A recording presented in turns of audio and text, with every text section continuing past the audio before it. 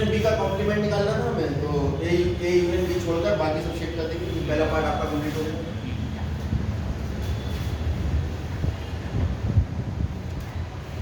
ये ए है, ये बी है,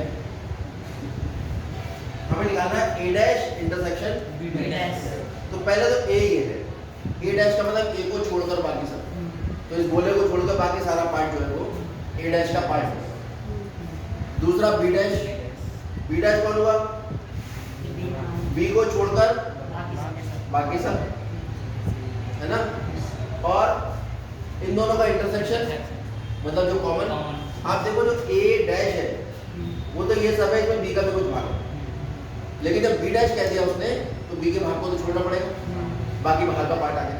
दोनों का इंटरसेक्शन ये तो आया, क्यों? ये तो आया ए डैश इंटरसेक्शन बी डैश। ए डैश मतलब ये गोला छोड़ दो ए का बाहर, बी डैश मतलब बी का गोला छोड़ दो, और इंटरसेक्शन मतलब दोनों का कॉमन। तो इसको छोड़कर ये सब था, इसको छोड़कर ये सब था, तो कॉमन इंटरसेक्शन लेंगे तो ये वाला पार्ट है, ठीक है। ए डैश में ए के बाहर आ जाओगे, बी डैश में बी के बाहर आ जाओगे।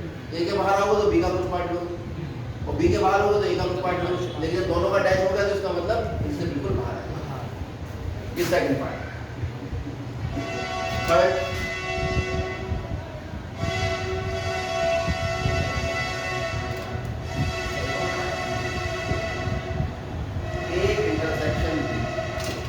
इंटरसेक्शन बी कौन होगा?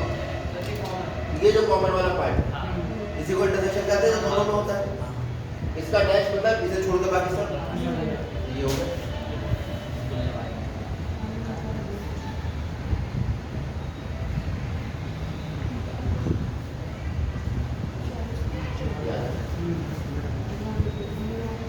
भाई ये वाला पार्ट छोड़ दो, ठीक है, ऐसा शिफ्ट कर देते हैं। ये वाला पार्ट ये आ गया आपका थर्ड पार्ट।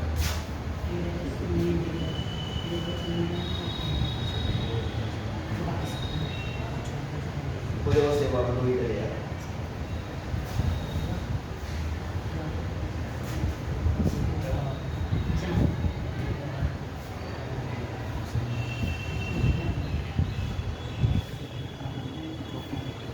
चलिए देखिए, ए डैश ए को छोड़कर बाकी सब, हमें निकालना है ए डैश यूनियन बी डैश। ए डैश मतलब ए को छोड़कर बाकी सब, तो ए को छोड़कर बाकी सब में तो बी आ गया ना, और बी डैश मतलब बी को छोड़कर बाकी सब, और यूनियन लेना दोनों का। ए डैश वाला भाग भी आएगा उसमें और बी डैश वाला भी आएगा, तो ए डैश का मतलब तो ये ए को छोड़कर बाकी सब है, ए को छोड़,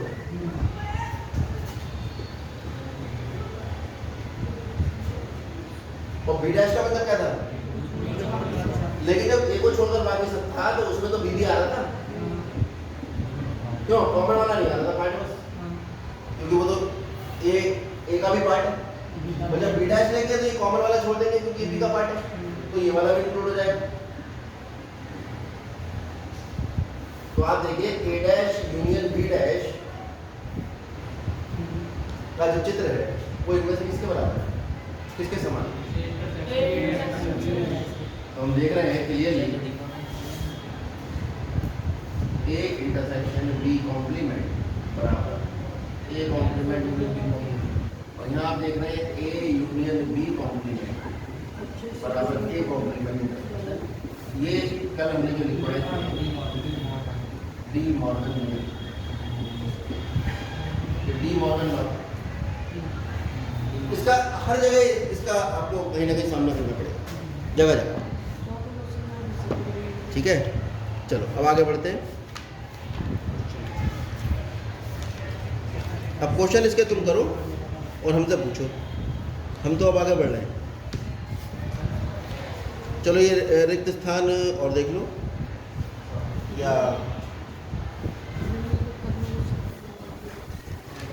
इधर तीसरा सवाल है, प्राकृतिक संख्याओं के समुच्चय को सार्वत्रिक समुच्चय मान लेना है, यानी जो सार्वत्रिक समुच्चय आपके पास वो यू है, समझे हो गया? बिलोंग टू का मतलब n का मतलब n प्राकृतिक संख्या के समुच्चय के लिए उसके समुच्चय को n से लिखते हैं। अब सवाल कह रहा है कि पहला पार्ट है, एक सेट है आपके पास ये बराबर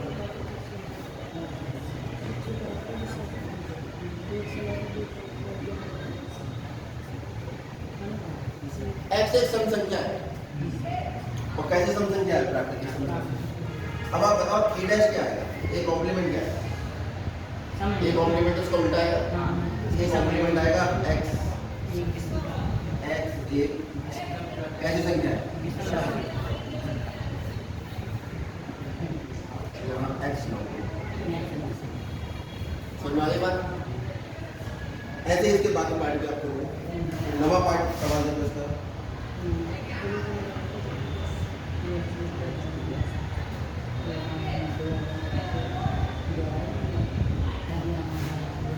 तो x एक इस तरह का अवयव है कि 2x + 5 बराबर 9। तो 2x + 5 बराबर 9, 2x बराबर 9 - 5, 2x बराबर 4 और x बराबर 5। यानी कि कुल मिला के a में जो अवयव है वो केवल 2 है। ये तो बस का मतलब a का कॉम्प्लीमेंट क्या है? u - a।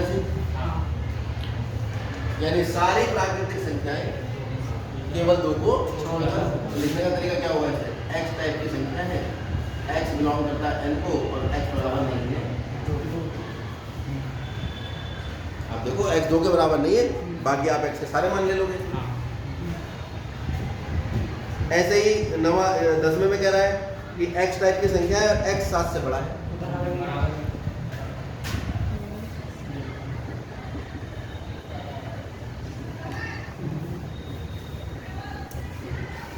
तो इसका टेस्ट क्या आ जाएगा?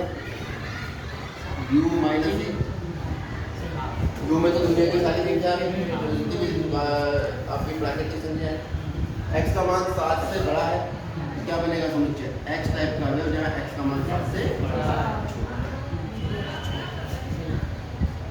अगर इस सेट में x से 7 से बड़ी संख्या या बराबर वाली है तो इसका उल्टा क्या होगा? 7 से बड़ी ना हो। 7 से बड़ी ना हो, बड़ी ना होगा मतलब क्या? 7 से छोटी। क्योंकि बराबर दे दिया, इसमें बराबर नहीं लगेगा। समझ में आ गया? अच्छा, कुछ रिक्त स्थान है इसमें देख लो। A यूनियन A डैश, ये मैंने बता दिया। A का यूनियन A डैश, A एक समुच्चय, A डैश एक ऐसा समुच्चय जो A नहीं। दुनिया में सब कुछ नहीं आता है, एक तरफ है सब कुछ है, एक तरफ है कुछ भी नहीं है। कुल मिला के दुनिया नहीं बन गई उससे। यानी क्या निकल आया? साते समुच्चय। साते समुच्चय वो समुच्चय होता है जिसमें आप दुनिया के सारे अवयवों को मान सकते हैं। अब एक सेट A है, एक A डैश है। एक A है, A डैश वो है जो A नहीं है। दोनों का यूनियन मतलब दोनों को मिलाओ तो क्या बनेगा? पूरा साते समुच्चय बनेगा। सेकंड पार्ट, रिक्त समुच्चय डैश इंटरसेक्शन A। रिक्त समुच्चय का कॉम्प्लीमेंट सार्थक समुच्चय। रिक्त समुच्चय क्या है? इसमें कुछ भी नहीं। सार्थक क्या है? इसमें सब कुछ है। तो कुछ भी नहीं है का उल्टा क्या होगा? सब कुछ है। तो यानी फाइव डैश जो आया वो u आ गया। अब u का इंटरसेक्शन ए से लोगे, ये आ गया। अगला देखो friend, A intersection A dash. A और A के कॉम्प्लीमेंट में क्या कॉमन है? 5। कुछ भी कॉमन नहीं है। U dash intersection A। U dash मतलब सार्वत्रिक समुच्चय है, उसका डैश रिक्त हो गया। और रिक्त का A से इंटरसेक्शन लोगे, एक खाली है एक भरा है, दोनों का जब कॉमन निकालोगे तो क्या है? खाली। समझ आ गया? ठीक है, ये भाषा है, अलग ही भाषा है। अब आप करोगे। अब आ जाते हैं उन सवालों पे जो 6 नंबर पर पूछे।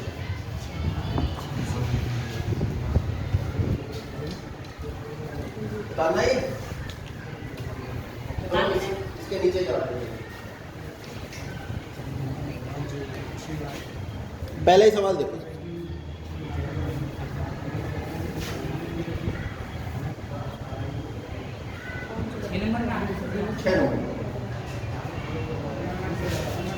अब लॉन्ग क्वेश्चन 4 नंबर का 4 में आएंगे, लॉन्ग क्वेश्चन 8 नंबर का 8 लॉन्ग में एक्स और वाई दो ऐसे समुच्चय हैं।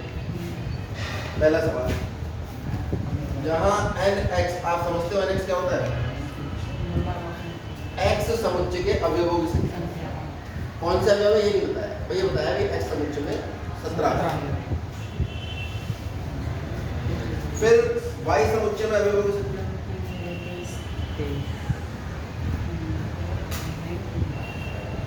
फिर दोनों के यूनियन में अवयवों की संख्या कितनी है?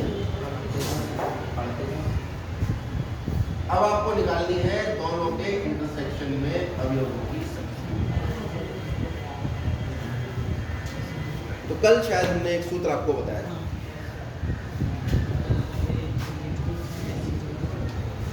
अगर याद हो, याद है, N X plus N Y minus N X, और वेन डायग्राम से इसको सिद्ध भी करके बताया। अब वो सब बातें तो कई दिनों की हुई, अब तो आप ये सूत्र डायरेक्ट याद है कि दो सेटों का यूनियन का जो संख्या होगी अवयवों की, वो पहले सेट के अवयवों की संख्या प्लस दूसरे सेट के अवयवों की संख्या माइनस दोनों के इंटरसेक्शन। कोई दिक्कत इसमें? तो x कितना है? 17, ये कितना है? 23 माइनस इंटरसेक्शन कितना है? और ये कितना है? इसको इधर ले आओ।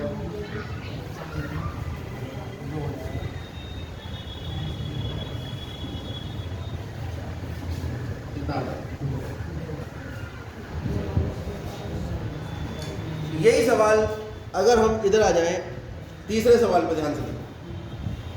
400 व्यक्तियों के समूह में 250 हिंदी बोलते हैं और 200 अंग्रेजी बोलते हैं, तो मैं मान लूंगा, माना x हिंदी बोलने वाले छात्रों का समुच्चय है और y अंग्रेजी बोलने वाले छात्रों का समुच्चय। तो 400 कुल व्यक्ति हैं, तो x union y, n x union y कितना हो जाएगा? 400। फिर कह रहा है 250 हिंदी वाले हैं, एन एक्स बराबर 250, 200 अंग्रेजी बोलते हैं, एन वाई बराबर 200। कितने व्यक्ति हिंदी और अंग्रेजी दोनों बोलते हैं, यानी दोनों का इंटरसेक्शन आएगा, यानी एक्स इंटरसेक्शन वाई आपको निकालना है। तो यही सूत्र लगा दोगे बिल्कुल ऐसे, ठीक है? खाली आपको बस एक्स को मान लेना है हिंदी बोलने वाले और वाई को मान लेना है अंग्रेजी बोलने वाले।